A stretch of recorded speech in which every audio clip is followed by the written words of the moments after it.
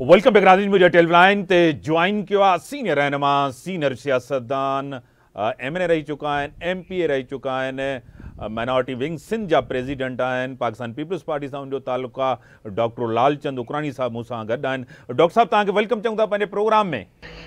मेहरबानी जामी साहब।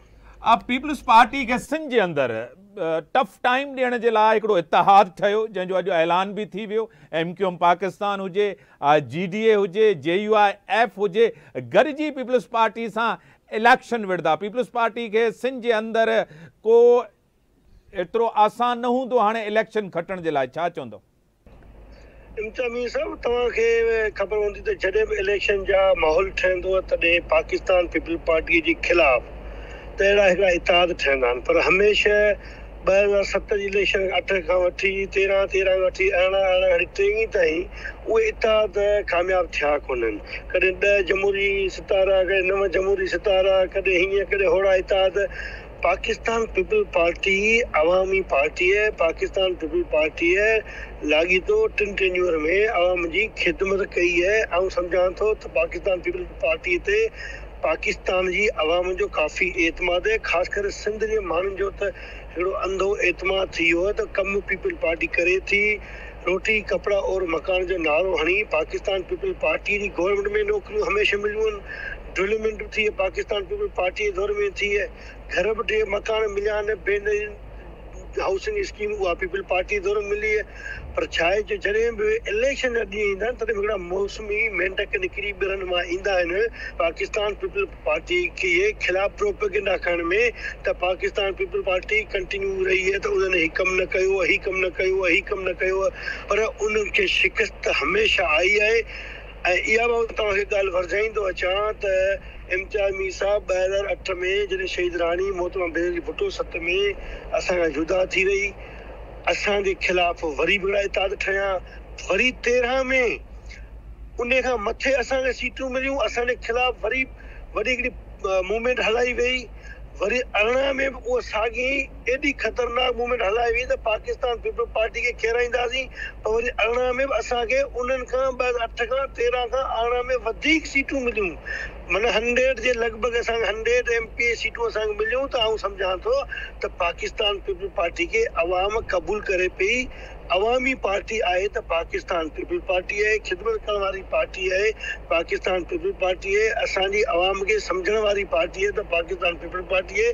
पाकिस्तान पीपल पार्टी जे ख़िलाफ़ कहिड़ा बि इतिहाद ठाहिनि, चाहे कहिड़ियूं दुरूं इतिहाद ठाहिण जी कोशिशि कनि, कहिड़ो टफ हुनखे मुश्किलात में विझण जी कोशिशि कनि, पर वोट जे टाइम ते पाकिस्तान जी अवाम, ख़ासि करे सिंध जी अवाम अखियूं बंदि करे ठपो तीर ते हणी पाकिस्तान जी पीपल पार्टी जे उम्मीदवारनि खे कामयाबु कंदियूं पियूं अचनि। छो जो आउं सम्झां थो त जेकॾहिं असांजे अवाम जी रसाई थिए थी त उहा असांजे नुमाइंदनि ते, पाकिस्तान पीपल पार्टी जे नुमाइंदनि ते ईज़ी अप्रोच आहे। हुननि जो जॾहिं बि इलेक्शन खटियो अचनि था त गर्दन मथे न हूंदो आहे, वरी गर्दन हेठि हूंदो आहे। न्याज़ है, निवड़त है, माण्हुनि सां मिलण है, माण्हुनि सां जुड़ण है, गमी है, ख़ुशी है, कम है, कार है, रसाई माण्हुनि जी थिए थी त पाकिस्तान पीपल पार्टी जे MNA MP थिए थी। उहा इन जे करे त असांजी एला क़यादत असांजे MNA खे MPA खे अहिड़ी न्याज़ निवड़त सेखारी त अवाम में वञो, गमी हुजे, ख़ुशी हुजे, उनजे ॾुख में हुनजे सुख में बराबरि जा शरीक थी वियो। पोइ असां वटि कहिड़ियूं मुश्किलातूं अचनि, चाहे कुदरती आफ़तूं हुजनि, त पाकिस्तान पीपल पार्टी जा नुमाइंदा बाक़ाइदे बोर्ड जी सतह में त बंधन ते बीठा हूंदा, या पाणी थियो त उते उन इलाइक़नि में पाणी जे नेकाली लाइ बीठा हूंदा।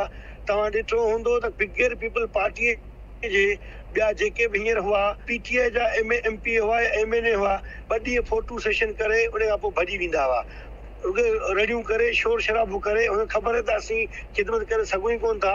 3.5 साल PTI आया, पाकिस्तान जे मथां एतिरियूं मुश्किलातूं आयूं, असांजे सिंध जे माण्हुनि जे मथां एतिरियूं मुश्किलातूं आयूं, पर सवाइ फोटो सेशन जे ॿियो को ठीकु आहे। डॉक्टर साहब हिकिड़ो सवाल। डॉक्टर साहब, जीअं पाकिस्तान पीपल्स पार्टी के बार बार हिते इक़्तिदार मिलियो आहे, 15 साल कंटिन्यू इक़्तिदार, 15 साल तमामु घणो टाइम आहे इक़्तिदार जो, को कम अरसो न आहे, तमामु वॾो अरसो आहे। हिकु इहा ॻाल्हि। ॿी ॻाल्हि इहा त जेको हे इतिहाद जेको ठहियो आहे, इन खे ठारायो वियो आहे, इन जे पोयों इस्टेब्लिशमेंट आहे इन्हनि सभिनी खे गॾण जे लाइ, जीअं पीपल्स पार्टी खे सिंध जे अंदरि इक़्तिदार एतिरी आसानी सां न मिले, पीपल्स पार्टी खे टफ टाइम मिले, छा चवंदो इन ते? न आऊं इहो ॻाल्हि त कोन थो चवां त हुन पुठियां के अहिड़ी कोतुनि हथ हूंदो, पर मूं तव्हांखे ॿुधायो त हे जेके आहिनि वीचारा हिन जी सियासत ख़तम थी चुकी है, हाणे जीटीए जी सियासत ख़तम थी चुकी है, एमक्यूएम जी सियासत तव्हां ॾिठो हूंदो ख़तम थी चुकी है, ऐं वीचारा कहिड़ा वेठा आहिनि जीटीए में डॉक्टर सफदर अब्बासी वारा, इहे हिकिड़ा वीचारा मुंहिंजे ख़्याल में हिनखे कहिड़ो लफ़्ज़ आऊं चवां सुठो कोन थो लॻे, इहे हींअर बिल्कुलु इन्हनि जी अवामी सियासत तबाह बर्बाद, पर मूंखे नथो लॻे त इन्हनि जी का एतिरी सघ हुजे, ताक़त हुजे, कुवत हुजे। हा, पोइ उन जे इलेक्शन जे टाइम ते पोइ अहिड़ियूं कोई हिनखे इदारा या कुवतूं को सपोर्ट कनि त मूंखे ख़बर न आहे, पर मूंखे इहा ख़बर आहे पाकिस्तान जे पीपल पार्टी साम्हूं इहे जेके बि इदारा ठहिया आहिनि, इत्तेहाद ठहिया आहिनि, उहे हमेशह फेल हूंदा आहिनि ऐं फेल वेंदा। डॉक्टर साहब, पीपल्स पार्टी जे दौर में सुठी ऑपरेशन कोन थिए पई, डाकुनि जे ख़िलाफ़, धाड़ेलनि जे ख़िलाफ़ हिन दौर में थिए थी।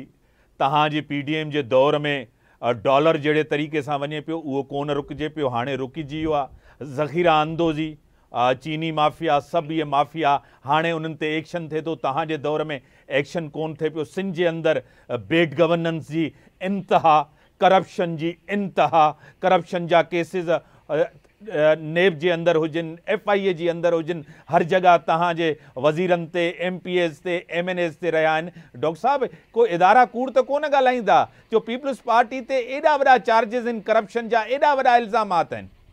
हेलो इम्तियाज़, हा, करप्शन जा कोई चार्ज हुननि जा इल्ज़ाम ॿी ॻाल्हि आहे त उनखे साबित कोर्ट कंदी। असांजा कोर्टनि खां त को डिडनि कोन था या कोर्टनि खे फेस कंदा आया आहिनि। असांजी इलाइक़े अदर जे मथां बि केस लड़िया विया आहिनि, मरिया विया आहिनि, त उहो तव्हां ॾिठो हूंदो उन्हनि जे मथां को बि अहिड़ी साबिती नज़र न आई आहे। त इहे शयूं थींदियूं रहंदियूं आहिनि, जेकॾहिं अहिड़ियूं थियूं त उन्हनि खे कोर्ट साबित करे सघे थी, पर मुंहिंजे ख़्याल में को बि अहिड़ी ॻाल्हि साबित थी कोन्हे। बाक़ी हाणे महांगाई,